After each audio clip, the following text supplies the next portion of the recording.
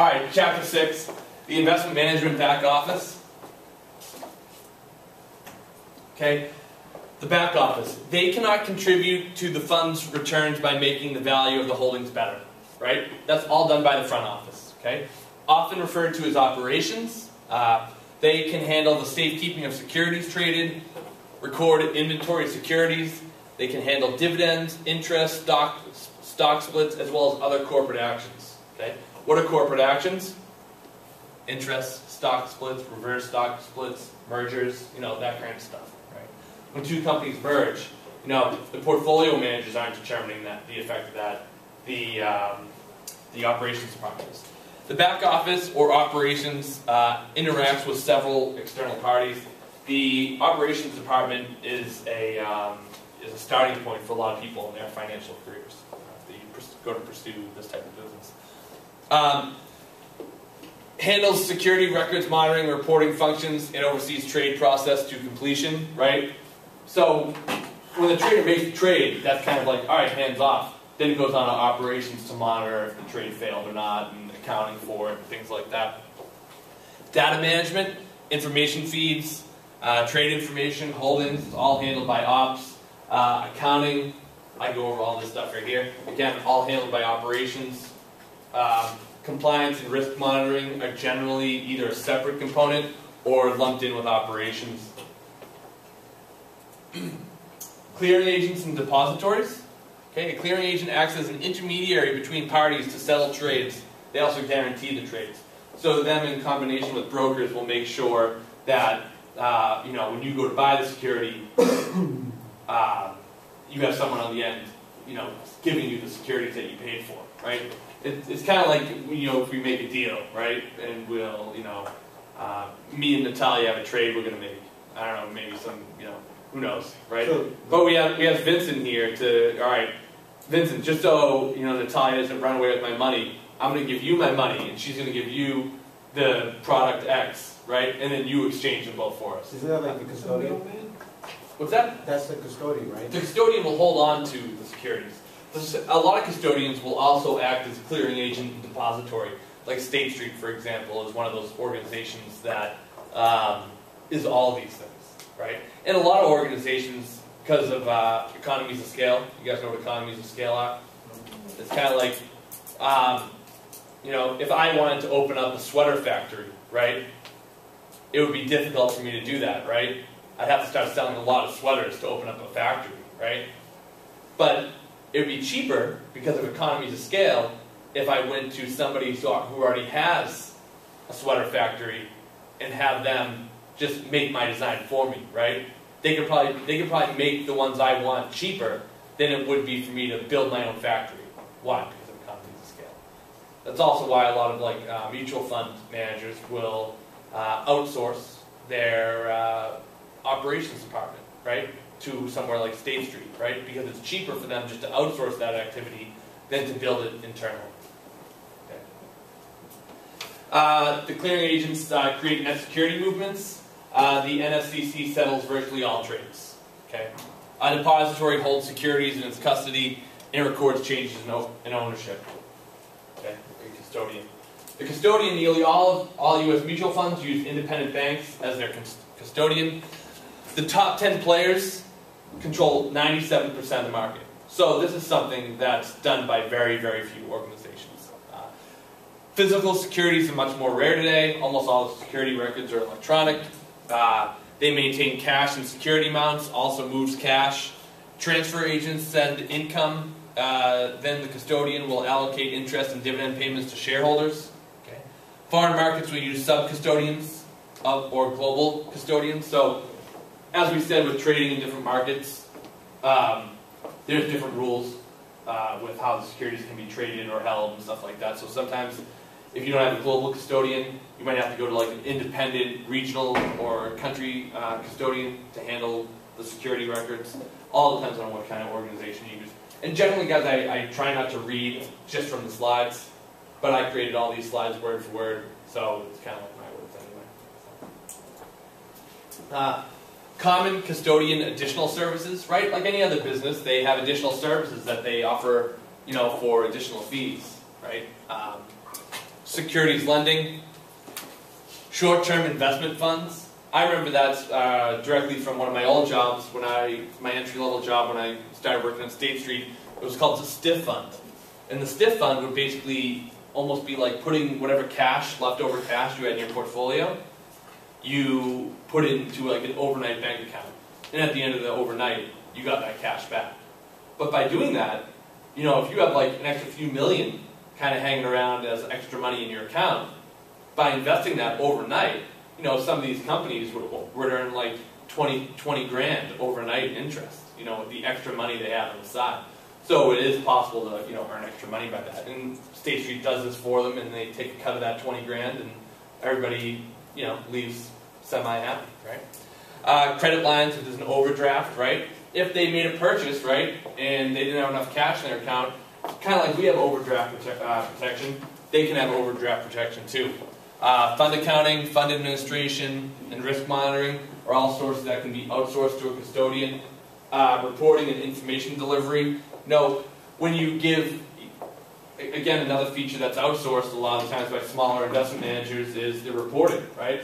If your business is, you know, a small mutual fund organization, right, you're not going to hire a reporting department, right, because it just wouldn't be economically beneficial for you to do that, right? You're going to hire somebody who's already doing a lot of reporting just to take on your own.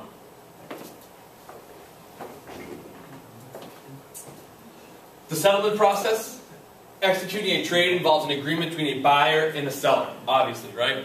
Why can the settlement process take 3 days? Popular question.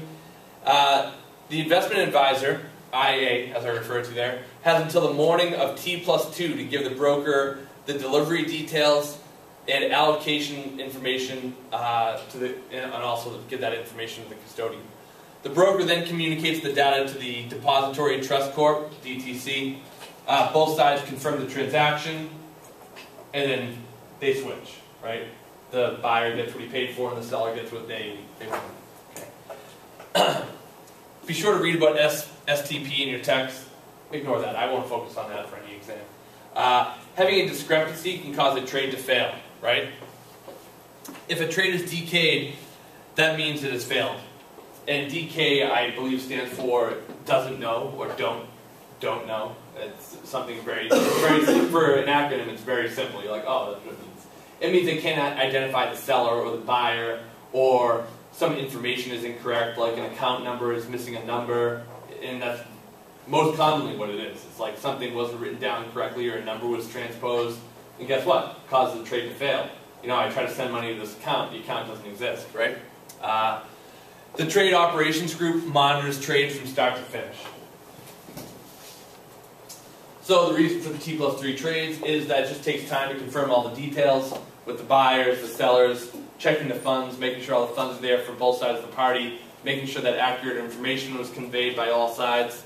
A little more complicated than we think, because if any of us here have done trading, we buy a security on E-Trade, we hit buy, and then it's in our account. It's pretty straightforward.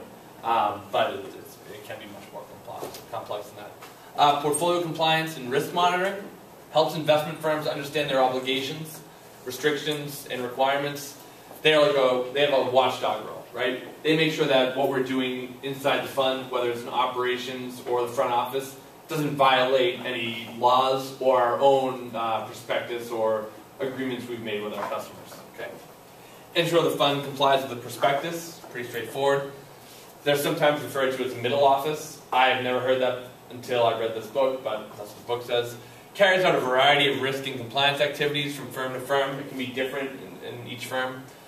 I asked, what does the VAR model do? The VAR model, and I'd start that as a good question for me to ask. The VAR model stands for value at risk, right? And that is just it's a calculation that depicts a worst case scenario for the fund. Like, what's the most money we think we could possibly lose overnight? That would be incorporated into a VAR model. Okay. Be familiar with the article compliance versus risk in the text. It relates to derivatives and implicit risk. I say homework there, but that won't be your homework. The cost of the back office, okay, most often included in the fund's advisory fee. The advisory administration fee averaged about, and I have a misprint there, guys. I'm sorry about that. If anyone can see that in the book, just shout it out. It's right in the text. Chapter 6. You guys should be flying with your books open, helping me out here. I got this chapter 6. Got it. Okay. It's a much lower fee than the front office fee. Why? Because the operations department is doing essential work, right? But what are they not doing? They're not close to the money, right? They're farther away from the money, and they're not contributing to the performance. And one of the downsides about being in operations is that good work is often not recognized or expected, right? And the only work that's recognized is mistakes, you know? So that's a negative side to working in operations, right? There's not as much reward in, in doing your job. That's a common complaint among people who work in operations is they go unnoticed, right? But it's kind of the nature of the beast, I mean, you have to kind of work to move up and, not to say all good work goes unnoticed, because that's definitely not true. But, for example, compared to somebody making the investment decisions, if they make a good investment decision, it's immediately recognized, right? Because, oh, such and such went up in value, and because it went up in value, we got more clients, and because we got more clients, we have a bigger, bonus pool or whatnot. Custody is often performed by a separate organization, like State Street. The average cost is only 2 basis points. So 2 basis points is what? 0.02. 0.02, right? Very, very small fee, right? That's also why there aren't a lot of custodian banks. It's because the profit margins are like razor thin. Imagine if your profit margin was 0.02. And that's not even their profit margin, that's their revenue base, is 0.02%, right? So out of that point, revenue you generated.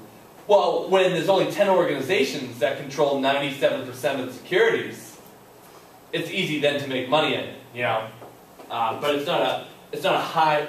They make money, but they're not a high profit business, right? They operate more in the quantity is better. Okay. Custody services are now sold as a sweetener to other firms. Because of economies of scale, we already talked about that.